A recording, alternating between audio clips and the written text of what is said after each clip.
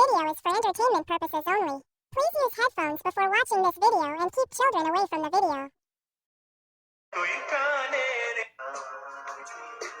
এই খানকি, এই বোকাচোদা, ফোনটা আসতে দেখ খানকি।